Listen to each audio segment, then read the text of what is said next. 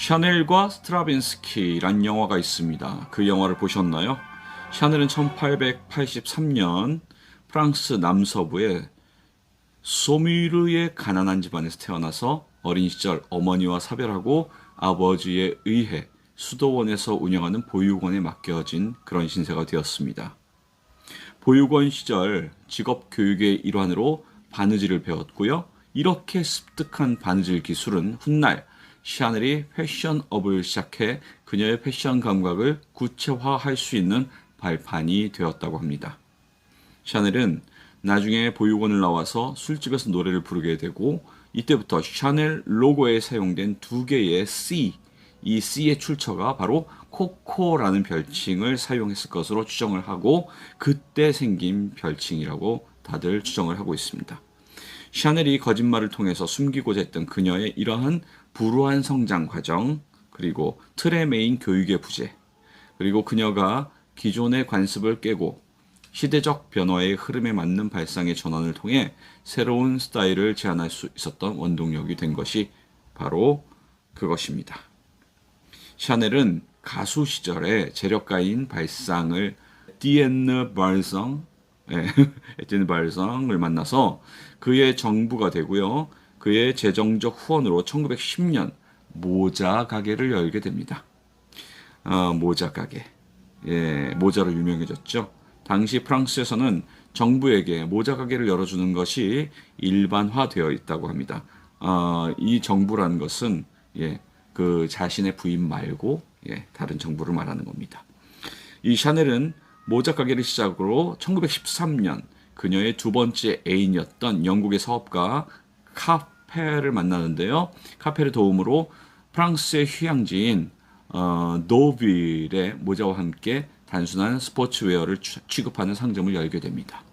이때부터 당시 주로 남성의 속옷용으로 쓰였던 그런 보잘것없는 소재로 취급되었던 편물의 일종인 저지를 사용해서 의상을 제작하는 실험 정신을 보여주었네요.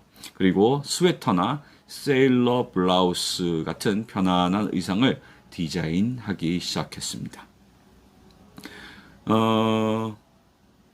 당시의 스웨터는 남성들이 스포츠웨어로 착용했던 것으로 여성복에 이를 도입한 신선한 시도가 마치 스포츠광이었던 카펠의 영향에 의한 것이 아니었나 하는 그런 추정 세력들도 있습니다. 세일러 블라우스는 굉장히 재밌는데요. 세일러 블라우스는 어부들이 착용했던 작업복, 바로 거기서 그것이 여성 의상으로 재탄생했던 결과물이라고 합니다.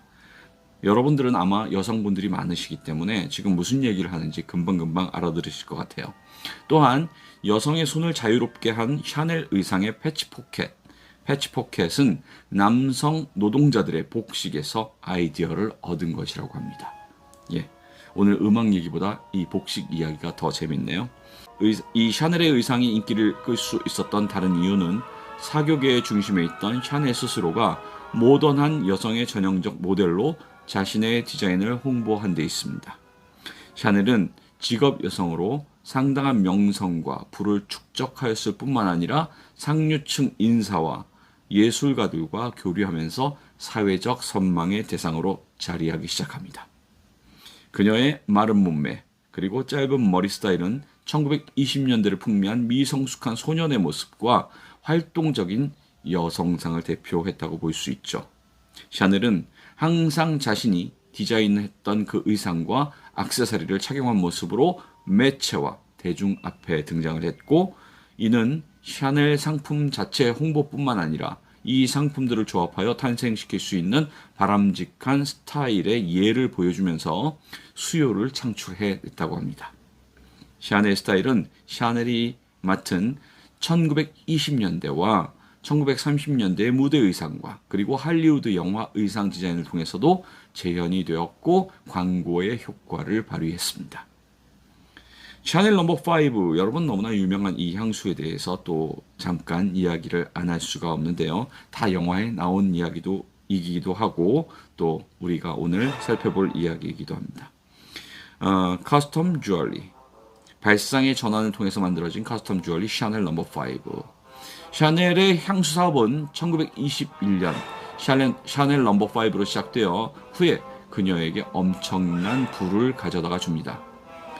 폴 보아레에 의해서 이미 다양한 디자이너 향수가 발표된 이후였기 때문에 샤넬 넘버 5가 첫 디자이너 향수라고는 할 수 없습니다. 하지만 이 향수는 디자이너의 이름이 들어간 최초의 향수로 알려져 있고요. 또한 5라는 숫자가 들어간 이름과 단순한 용기 디자인은 시대를 앞선 모던함을 보여주었습니다. 샤넬의 또 다른 과업으로 1924년 처음 발표했던 커스텀 주얼리를 들 수 있는데요. 당시 여성의 보석은 집안 남성의 경제적인 부를 과시하기 위한 수단으로 사용되었습니다. 샤넬은 이러한 사회적 관습을 깨고 인조 진주 그리고 크리스탈 등의 인조 보석을 제조해서 진짜 보석과 조합해 다양한 액세서리를 디자인합니다. 이 중 대표적인 것이 인조 진주 목걸이로 여러 줄을 드리워서 우아한 모습을 연출하는 것인데요. 샤넬은 다양한 액세서리 디자인을 통해서 그녀의 단순한 의상 디자인에 화려함을 부여했습니다.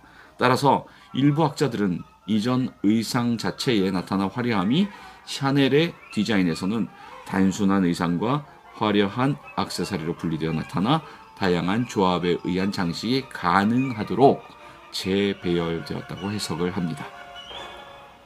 자, 샤넬은 1939년 2차 세계대전의 시작과 함께 꾸뚜르 하우스를 닫습니다. 프랑스 남부로 피신을 하죠. 파리가 나치의 손에 넘어간 상황에서 샤넬은 독일군 장교와 교제를 합니다.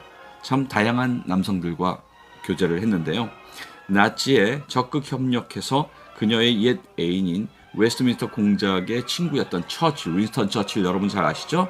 그 처칠의 마음을 움직이려 했던 공작에 적극 가담합니다.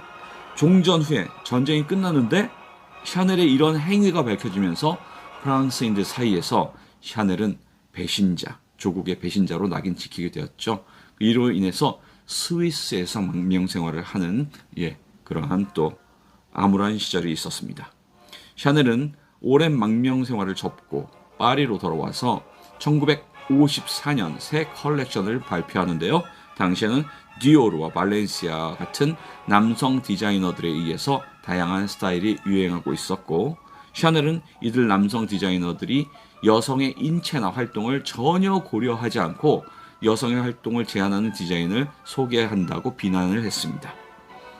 샤넬은 이들 디자인에 맞서서 1920년대 스웨터의 모습에 가깝던 저지 가디건 수트를 박시하게 다듬은 편안한 스타일의 가디건 수트를 발표했습니다.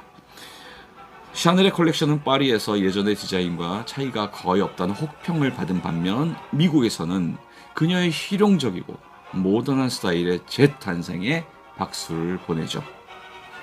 영화는 워너비 스타일 아이콘 샤넬과 20세기 천재 음악가 스트라빈스키의 센세이셔널 로맨스를 담은 샤넬과 스트라빈스키. 이 영화는 세상에 공개되지 않았던 그들의 운명적인 사랑을 다루고 있습니다. 그 이전까지 샤넬을 다룬 영화들이 그녀 개인의 인생사에 초점이 맞춰져 있었던 것과 다르게 샤넬과 스트라빈스키에서는 시대의 아이콘인 두 사람의 만남을 통해 그들의 천재성과 사랑에 대한 열정을 동시에 보여줍니다.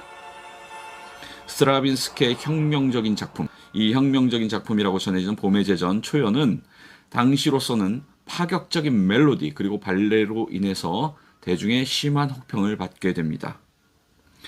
소수의 사람들은 위대한 작품이라고 옹호하기도 했지만 대부분의 사람들은 익숙하지 않은 작품을 놓고 야유를 퍼부었습니다.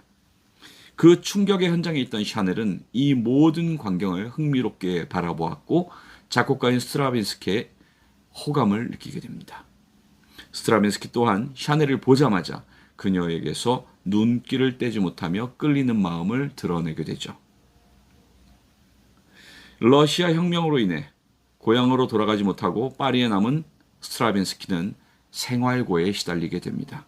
아픈 아내 그리고 자식들을 제대로 돌볼 만큼의 충분한 수입이 그에게 없었고 그는 그런 상황 속에서 힘겹게 음악에 대한 열정을 이어가던 중이었습니다. 그런 그에게 샤넬이 후원자로 나서게 되는데요. 당시 그녀는 패션 업계에서 성공한 사업가이자 디자이너였고 관심을 두고 있는 가난한 예술가를 후원할 만큼의 충분한 자산을 보유하고 있었습니다.